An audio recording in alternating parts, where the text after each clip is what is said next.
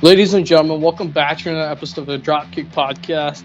He's a WWE producer slash WWE veteran. You're a three-time WWE Tag Team Champion. He's a former WWE Cruiserweight Champion. She's a broadcast personality, former member of the Nexus. He's a four-time Emmy-winning TV host. Canadian Wrestling Hall of Famer. She's an ACW Women's Champion, and she is the daughter of the late, great British Bulldog. Winner of WWE's Cruiserweight Classic. TJ Black from Ring of Honor, TJP, aka TJ Perkins, Georgia Smith, Darren Young, Arnold, Ariel Blade, Chris Van Vliet, Wrestling Classic, aka Justin Dillon. Please welcome Tyson Kidd, everybody. Ladies and gentlemen, boys and girls, welcome back to another episode of DropKick Podcast. Today, we have a very special guest with us. That's right, we have a legend in the house. One of the greatest MMA fighters of all time and a UFC Hall of Famer. Former NWA World Heavyweight Champion. Former WWE Intercontinental Champion. The godfather of MMA. That's right. Please help me welcome the legend at this time, the world's most dangerous man, Ken Shamrock. How are you doing? Hey, I'm doing well, man. Thank you guys for having me, and thanks for the introduction. No worries, man. But what has this time in quarantine meant to you? Because I know we've been on lockdown, but what has this time meant to you mentally and physically, of course? Well, I think if you think back when it all first started, and I guess people were a little bit scared, the unknown, how serious it was, the Night of the Living Dead all over again, were we going to actually live, people getting infected and dying and the world coming to an end, just all the hype going around it. And, for me, I've always taken almost everything that has come at me in life head on. And in other words, what I mean was that I don't believe everything that is said to me. I don't believe what goes on TV. I don't believe what's said in newsletters. I don't believe any of that stuff unless I can feel it, touch it, and see it. And that's how I approach everything, right? Not that I'm discrediting anything. It's just me as a person is not going to get all worked up over it. And so when it first came out, that's the way I approached it, right? It was like, okay, let's see what happens. And as time went on, not being able to fly to places, jobs being shut down, appearances being canceled. And I got frustrated. I got frustrated because I felt like I couldn't see it and I couldn't touch it. I didn't understand it. With most things, you're able to kind of piece it out, figure it out, go, okay, I understand that. But even up to this day, and not to say it's not real because I don't know. Like, all I know is I'm still in that same position I was when all this started. Was like, okay, prove it to me. Let me see it. That's where I'm at right now, right? I hear people come to me and say all the time, well, this guy died this and this guy died this, saying it. And I'm not saying it is true. But I know people die of heart attacks every day. I know people die in car accidents all the day. I know people die of flu because their systems are weak every day. And people that are older. So nothing has really made sense as far as the shutdown in a way of the spread of the virus, of the masks, of all these things. And I'm not saying for any reason whatsoever that I know what was right and wrong. I'm just saying kind of the way I felt was almost like I'm still blank.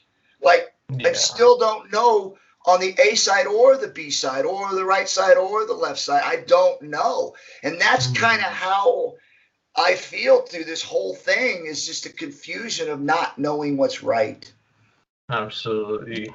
It's hard. Absolutely, man. It's hard to know what to believe and what not to believe when it comes to the media. They like to portray things in different ways, different news stations. It's very political. But obviously, taking a turn into this conversation, obviously you are a professional wrestler, a very well-known one. Many casual wrestling fans may not know you're one of the best MMA fighters of all time. So as someone who's been watching pro wrestling their whole life and kind of watching MMA now, I'm curious to know, what was it like making that transition to MMA to pro wrestling? Was it difficult? No, actually, it was from wrestling to MMA. I think a lot of people forget that I started out in the North Atlantic and the South Atlantic pro wrestling in North Carolina. And then I went over to Japan and did Baba's group for a while. And then, of course, this big thing came up for me with the UWF and the Fujiwara Gumi. And then, of course, the real thing, Pancrase. So it was more of a journey and a transition that I went through from pro wrestling into this worked shoot style with UWF into the Pancrase organization. So for me, the transition was a natural transition because it was almost like I went from pro wrestling over to the Japanese style, which was very fast, into the UWF that was pro wrestling turned into an aggressive pro wrestling style, into Pancrase, which was turning wrestling into real fighting, because that's what it was. We wanted to know what it would be like for pro wrestling to be real. So that's why we started the Pancrase organization with Funaki and Suzuki and Mr. Ozaki. So that was a really natural transition. Then, of course, from there, I went into the UFC, which was another step of just basically a bare knuckle instead of mixed martial arts, which is what it is today. It was the no holds barred NHB, bare knuckle, anything goes. And then, of course, it went backwards again, back into the MMA, which is the UFC now. So for me, that transition was something that just naturally went along this trail that I had been traveled. And every step of the way, I was able to rise to the top and become the best. That's true, man. Great insight, obviously. Man. But in an interview with an MLW superstar, Tom Lawler, he was asked, what is more difficult, pro wrestling or MMA? And he had an interesting answer to say. He said the following: the schedule and the bumps are harder in pro wrestling, obviously, but MMA is harder on the mind due to the stress and the mental preparation. Do you agree with that? And what is your opinion on that? I think everybody's different. My background, where I came from, was I grew up in the streets. I lived out of a car. I had to worry about getting stabbed or shot when I got into a fight, or 10 guys jumping you. So my stress level as far as preparation going into a fight probably is not as normal for some people who may have not grown up the way I grew up. For me, it was like I was going to get paid and I wasn't going to get jumped, shot, or stabbed. I mean, that's like, wow, like, oh, yeah. It's really eye-opening, right? Yeah, so for me, it was exciting, and the journey was exciting. And but I do understand how some people, because maybe of that they grew up, or maybe even it's a faith thing, they're Christian or something like that, where they struggle with the scripture or whether or not you're supposed to hit another human being. And so there's a lot of different things that come into that stress level of being a professional fighter with actual life things that you stand by. But for me, like I said, the way I grew up was basically, it was almost like you're saying it's okay for you to go in and beat somebody up and fight and make money at it on top and not get arrested. And so it was an exciting journey. It was fun. I agree. I think that the schedule of pro wrestling and the bumps that you take, I got hurt more in pro wrestling than I ever did in fighting. And one of them was because I was good at fighting. I was just literally good at it. So I was able to go and fight somebody, put them away in 2 minutes, 3 minutes. But in a pro wrestling, I've got to let a guy slam me 20 times, 15 times. That's true. So that means my body's taking much more punishment doing that than it was if I'd go in and put a guy away. Absolutely. 100%. Yeah, definitely understandable. A lot of people don't understand like the toll that pro wrestling has on someone's body. It can really, really break you down. But we've seen some young fighters come up recently, like Sean O'Malley and Mike Davis. Just curious on the MMA side, who do you see as a top prospect right now? In MMA? Yeah, I've been asked this many times, and I'm not the kind of guy that wants to go ahead and put other people over and not give credit where there's a lot of credit due. Because, if you're looking at it right now, I think there's in at least every weight class, there's at least 10 guys that legitimately can challenge for that title. There are very few cases in these weight divisions where one person literally stands out. And I think that you look at the John Jones, you know, the Miocic, you know, especially with the retirement of DC. Yeah, you know, so you got Daniel Jones, you got Miocic, and then of course, you know, Khabib. And I'm sure there's a lot of other guys in there too. You know, I mean, if Conor McGregor comes back and Khabib will fight him, you know, that's always an interesting one. If Jones goes up to the weight class and fights Miocic, that's another one that's fun to watch. But all in all, I think that most of the other weight classes is very competitive. So, and it's going to be interesting to see in the next, you know, I would say a year to 2 years, who's going to be that next person, because by that time, I truly believe Khabib, Miocic, Jones, we're going to be talking about them with somebody else that's coming up, because there's a lot of new talent moving out and coming up. And, you know, I can't not mention, even though he's probably ranked at number 4 or 5 in the heavyweight, is it super heavyweight or no heavyweight, Miocic's division? What do they call him? The Beast or the Bear or something? He's ranked number 4, 3 or 4, 5, something like that. He's a big guy. Yeah, but he got beat once, I believe. And I think by Miocic, if I'm not mistaken. But that was back in the beginning. So, and I forget his name, but I think that he's one that we'll be talking about within the next year. But other than that, like I said, I think a lot of these guys and a lot of these divisions are very competitive. But the reason why we're looking at MMA now, and it's almost looking like it's kind of flat, and COVID could be a part of it, but it's because we're not letting stars develop. We're not letting characters come out, because everybody's got to wear the same thing. There's no, they're being put in a corral because they don't want people to mess up like Conor did. And to me, I think there's, you know, Conor maybe went a little far sometimes, but we need people like Conor McGregor. We need that exactly.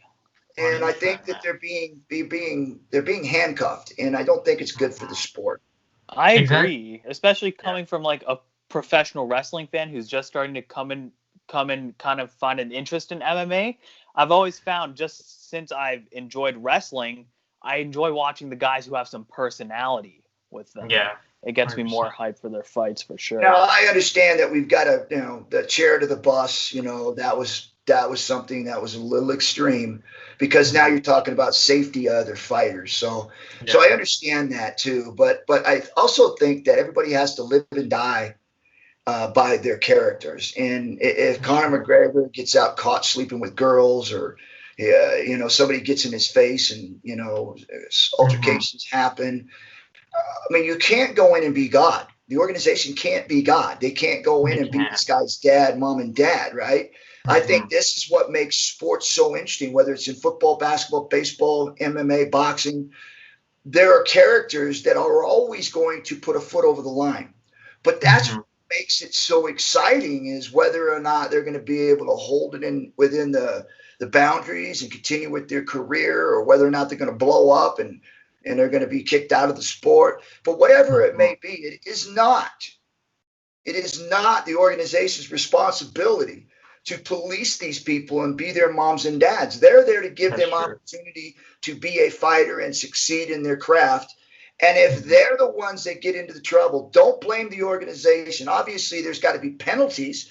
Like, for instance, if somebody does break the rules, then you have to hold up to some of those penalties. Like with John Jones, I think that, you know, there wasn't enough things, because now you're talking about a guy who abused drugs, right?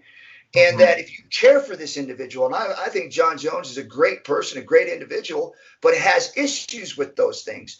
And if you are going to play that role as a person that's going to get involved in and hold these different guidelines to these sports, then John Jones should have been much more aggressively attacked on that issue. Because now you're talking about someone literally getting into a situation where he can really hurt himself. So therefore, if you want to care and you want to do something and keep the sport clean, you have to attack that. Maybe not some of the other stuff where it's more aggressiveness and more character of fighters, but something like that where, you know, can really spiral out of control and do some damage to that individual. I think those rules and those regulations should be really, really tight. Absolutely, man. 100%.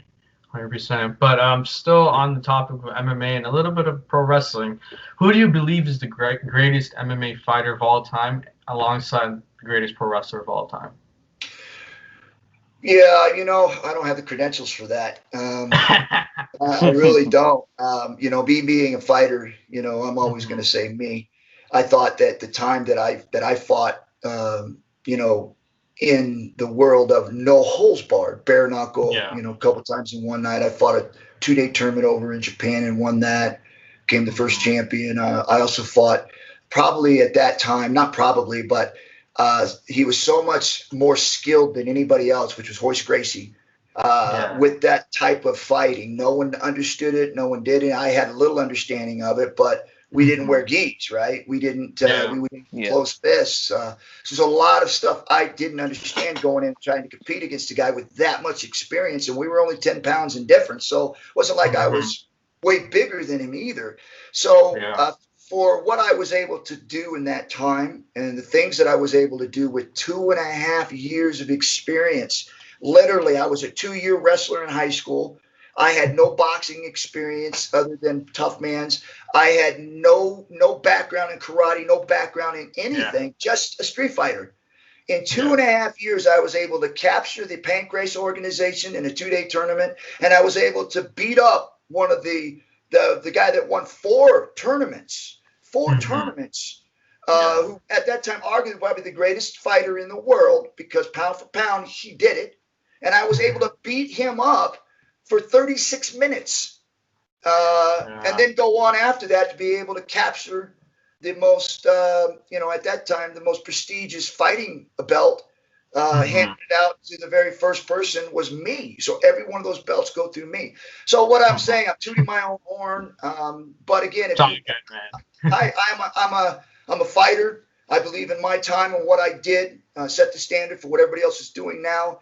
And I did it with hardly any experience whatsoever, just 2.5 years, 3 years of experience before I caught 2 belts, as opposed to other people doing what they do. So, if you want to go with that and look at it like that, then I think, me. But if you want to look at it with people that have skill sets and have been doing it for a longer time, and been able to get in there and have some awesome, great careers with this type of level of combat now. You got guys like John Jones, Moachik, even DC, who's just retired. Even St. Pierre, Silva.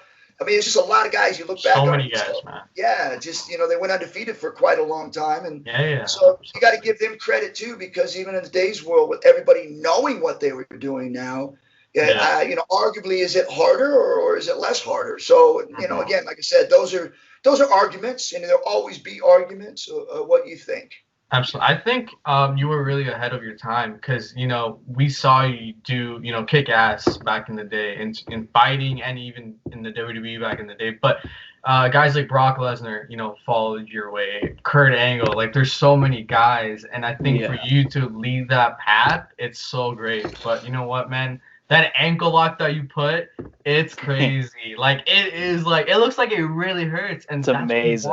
That's what you want, man. So exactly. So ask the guys we put it that we all put it on. They'll tell you it's a legit hold. Legit. Oh, definitely. It's so funny because when I was wrestling on my high school team, I always remember the guy. They all knew I was a wrestling fan. The guys who would say, "Oh, it's fake, it's fake." I would put them. I'd say, "All right, let me put you in a submission hold," and it'd either be an ankle lock, AJ Styles calf crusher, different things. They'd be like, "Oh my God, this actually hurts." Yeah. It's a lot of fun. How's that for being fake? Exactly. Exactly. But so we went over who you picked as your goats. Who would you say are your biggest inspirations in MMA and pro wrestling for both worlds? Well, in MMA, I didn't, just because it was such a new sport and I was one of the beginnings. So it's hard. But I would have to say really where I've got a lot of my, thoughts of fighting and the determination and the character was from Mike Tyson. So I geared a lot of my mental preparation before a fight. Kind of like him, whereas like, you're in my way.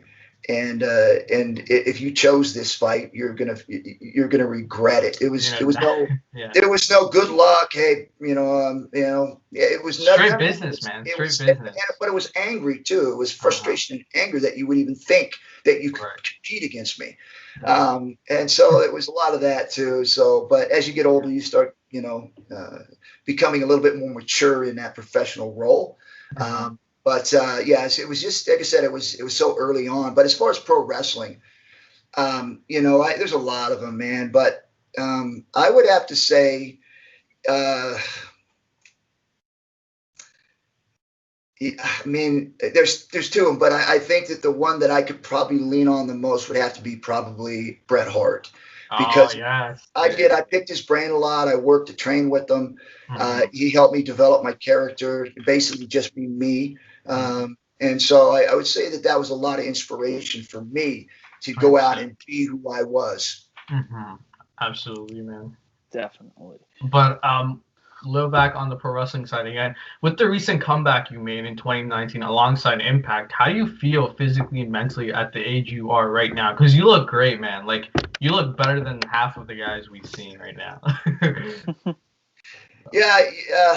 As far as I know, and people keep asking me too when I do the dive over the top rope, freestyle under the floor, and everybody's like, and then dive over the top ropes or hurricanranas, and even off the top rope with the belly to belly with Josh. People always ask, dude, you okay? I was like, what happened? What's wrong? It's like, I don't understand why they're asking me this. But I do now, because it's almost like I've got to kind of almost step back and look at that from where they're coming from. It's not disrespectful. It's not anything against me. It's more of an amazement of like, how can you be doing that?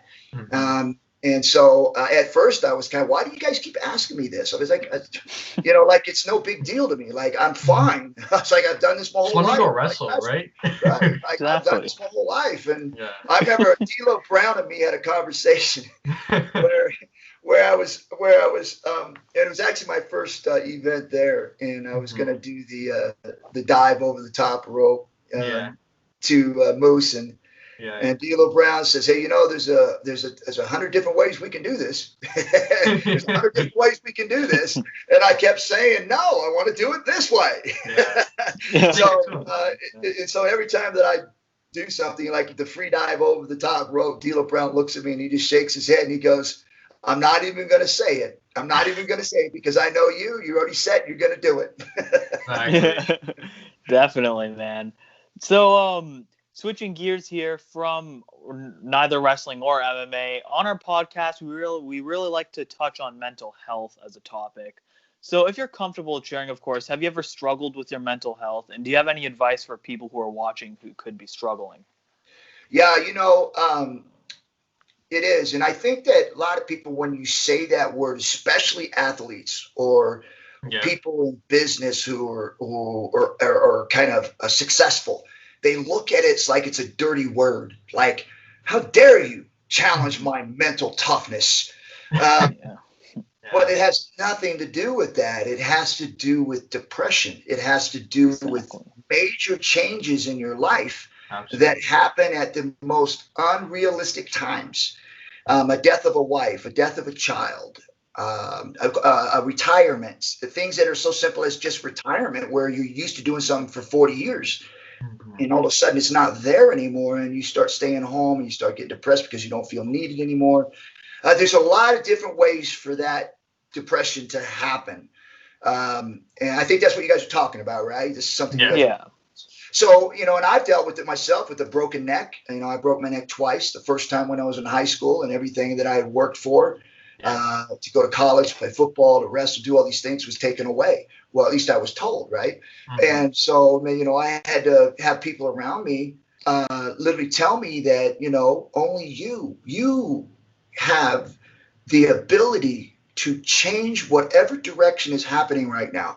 No matter what it is, I know it's very difficult to move and get out of it because you're stuck, because you can't get it out of your head.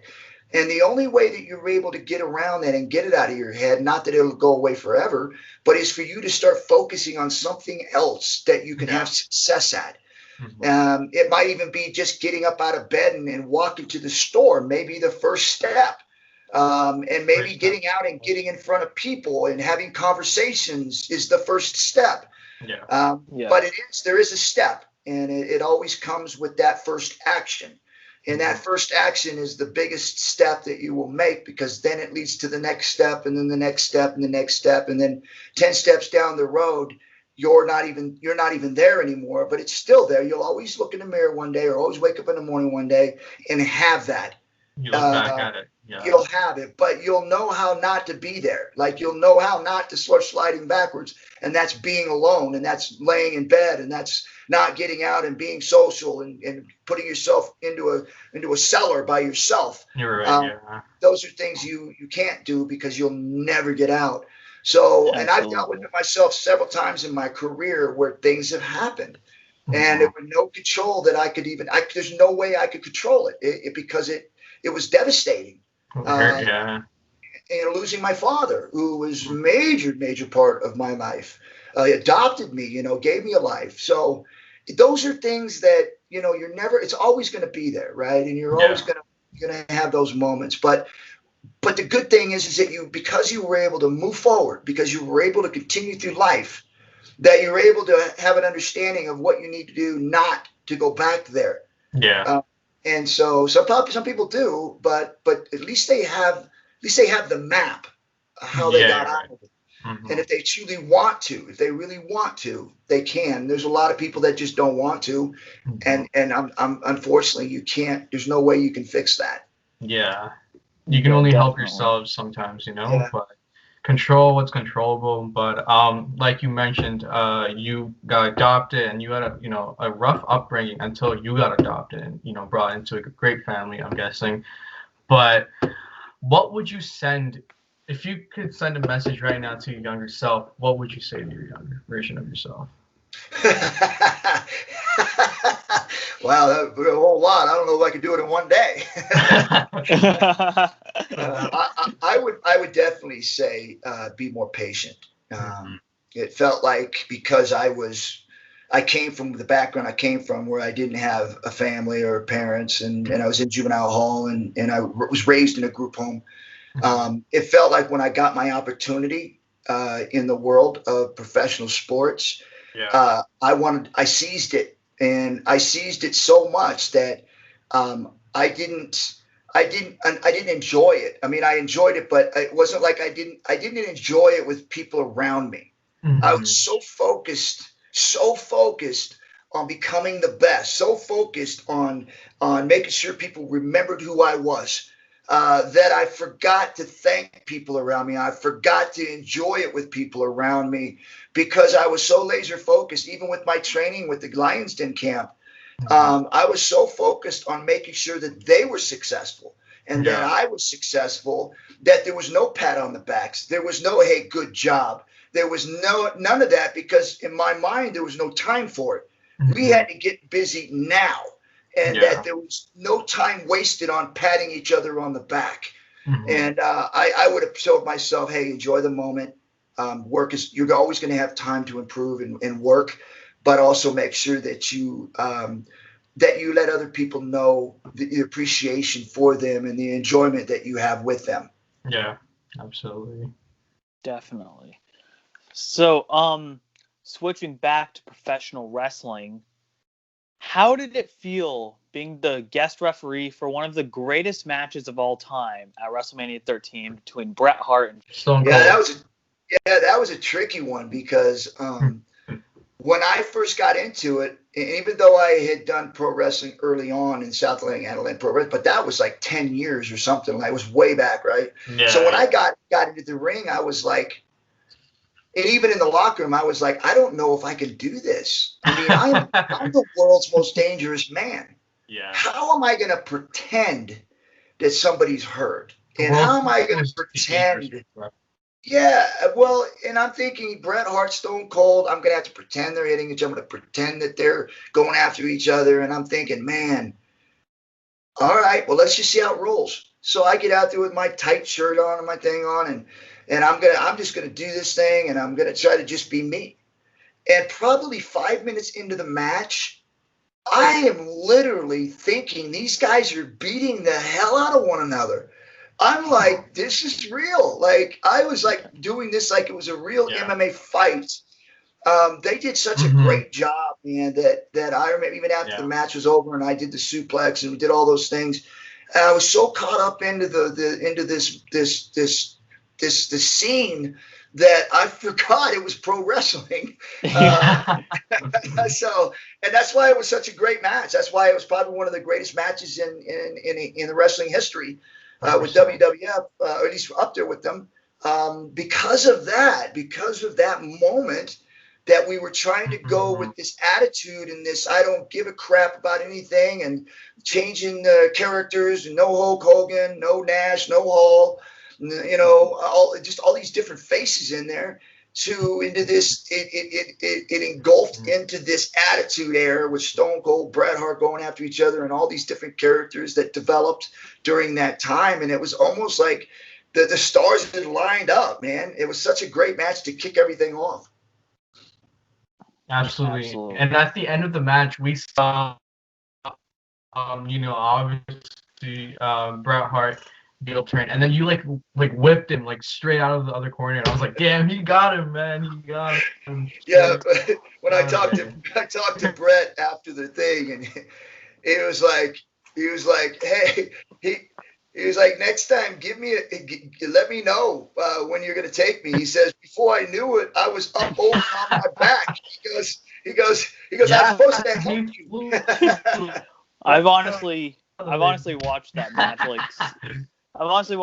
like so many times. It's where Stone Cold was made, because obviously you had the double turn between Bret Hart and Stone Cold. He was already on the rise. They had him as a heel, and this is just basically what cemented him as that baby face.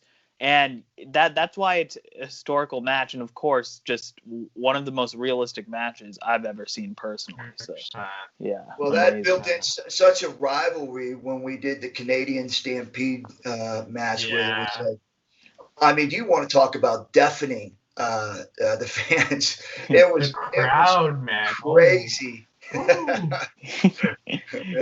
guys were getting booed out of there. I remember that, man. I watched it back on the network the other day. we had to be escorted through our cars. It was crazy. Oh man. Oh god. Canadian fans are something special, so Yeah, it's like going into the Raiders' black hole. Yeah. Yeah. But what is your favorite match and moment in your professional wrestling career? Yeah, I would have to say winning the Intercontinental title.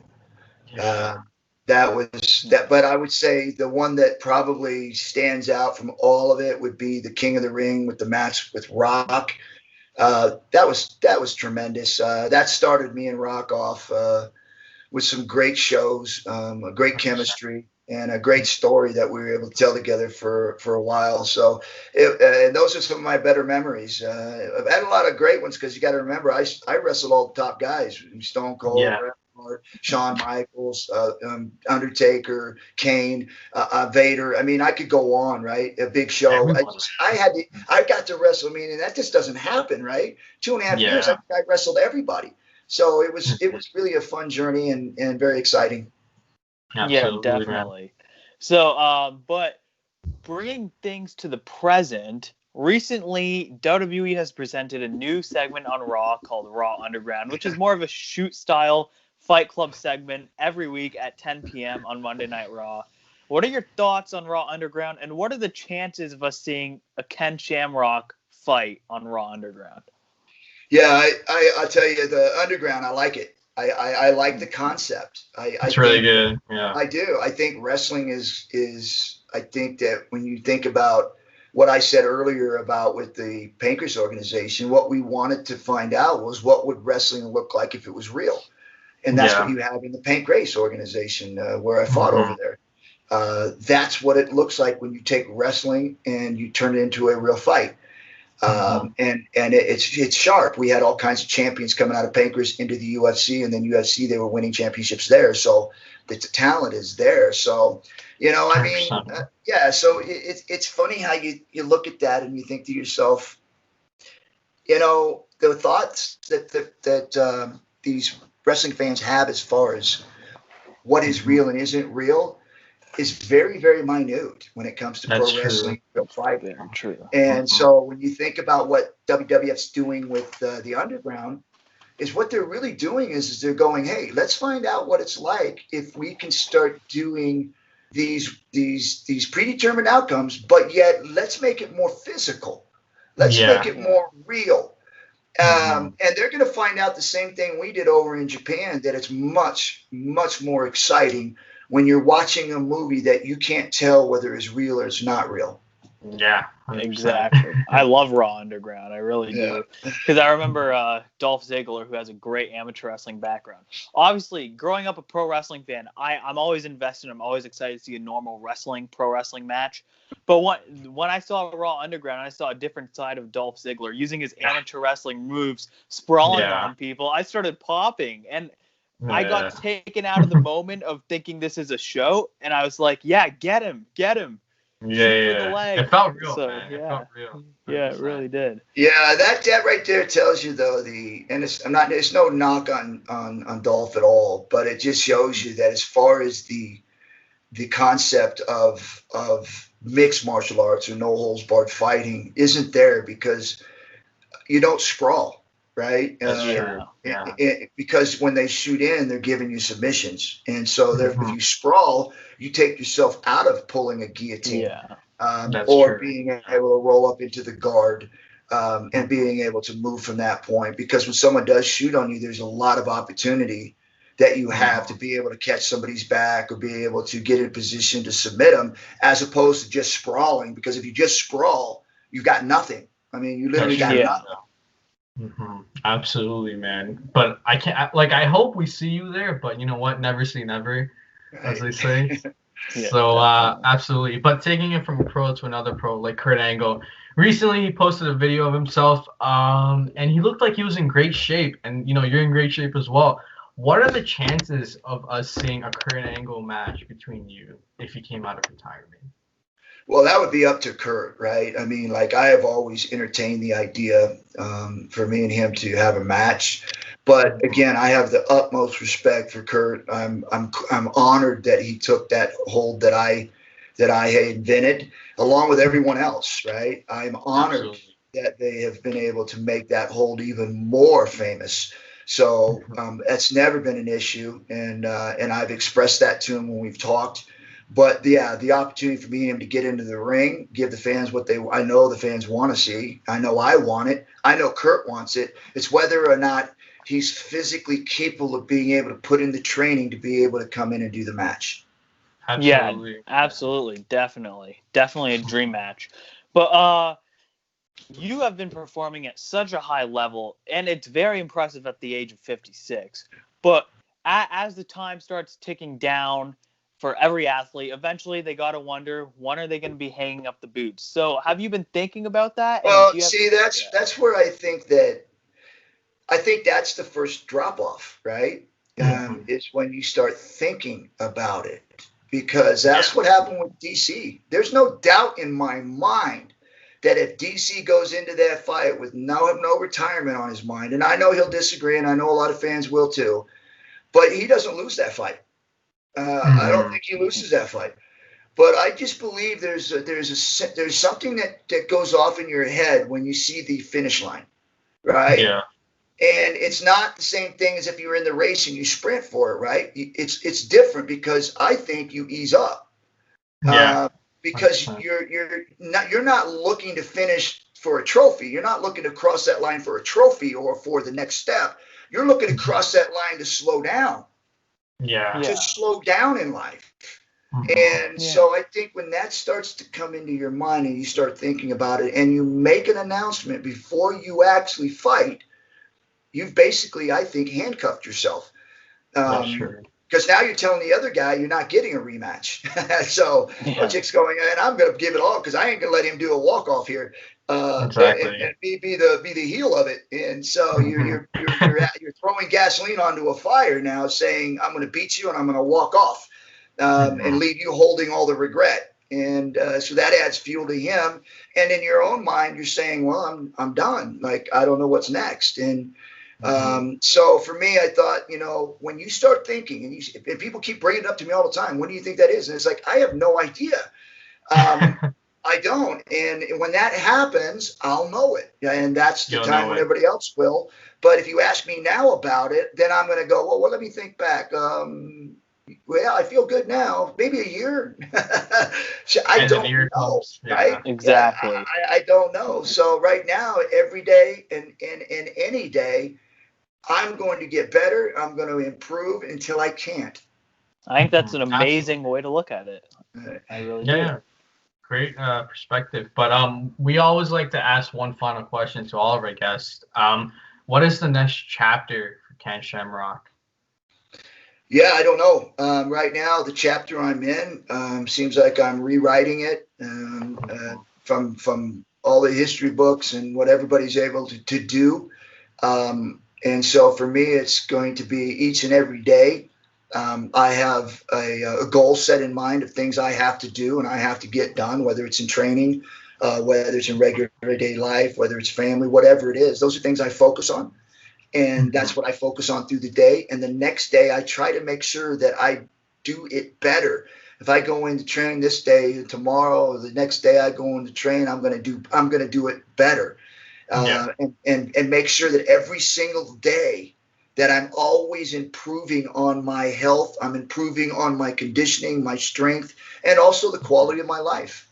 Yeah, always got to outdo the yesterday. But absolutely be better than you were yesterday. So the questions are wrapped up, but we do like playing one quick game to end off every interview. So basically, we are going to list off 10 people in the wrestling business / MMA business, and you can use one word or sentence to describe each of them. Okay. All right, perfect. So we're going to kick it off with Kurt Angle. Oh, man, never give up. Constantly pursuing greatness, or was, right? Brock Lesnar. Beast mode. That's the beast mode. Real 100%. Beast mode.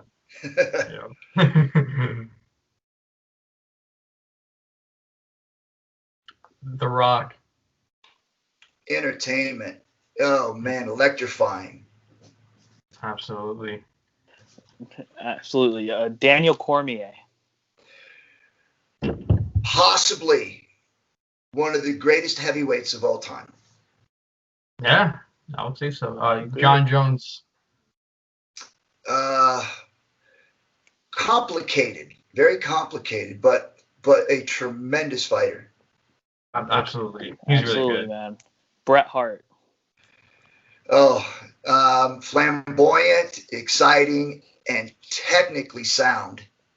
Mm-hmm. Absolutely. Stone Cold Steve Austin. Buy me a keg. Let's get it party. Fun, exciting, entertaining, and no BS. No BS at all. Yeah, absolutely, man. X-Pac. Oh, sweet guy. A very, very nice guy, and underachiever. I'm not underachiever, overachiever for his status. Yeah, he was really good in his time. Sami Callihan. Intelligent. The psychology of wrestling, second to none. Mm-hmm. Definitely. And last but not least, your TNA heavyweight champion, self-proclaimed TNA heavyweight champion, Moose. Man, he's tremendously athletic and has a bright. I know his future has already been good, but man, I think that he is. He's still the best is yet to come with him. He's only going to get better, honestly. Yeah, so. Yeah, absolutely. Definitely. But we thank you so much for joining us. This is a great interview. Where can everybody find you on social media? Yeah, if you go to kenshamrock.com, I have all my social platforms on there. And if you're interested in fighting, bare knuckle fighting especially, go to valorbk.com. Check that out, man. Link will be in the bio. And I want to thank you, sir, for finally, taking the opportunity and, giving us this opportunity and platform to do the interview. And the interview will be up on Friday. And I want to thank everybody for watching. Please make sure to stay safe and take care.